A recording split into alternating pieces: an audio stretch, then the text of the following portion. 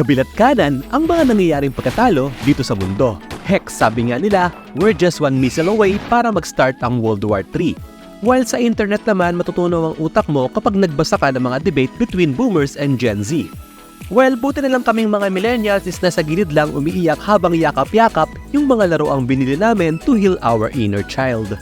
At least, walang katoksik ang nangyayaring ganito sa mga anime fans, diba? Kaya, let's have a friendly battle. Choose your side, Team Kana or Team Akane.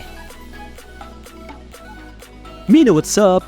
Aware naman siguro ang lahat na isa ang Oshinoko sa mga biggest anime na lumabas in recent years. In fact, ang season 2 nito ang number 1 sa most anticipated release ng Summer Anime 2024. So before we start, remind ko lang kayo na may konting spoilers itong video na to since we're gonna discuss ang characters ni Kana at Akane. Gagawin natin to in a best of 5 battle and as a reminder,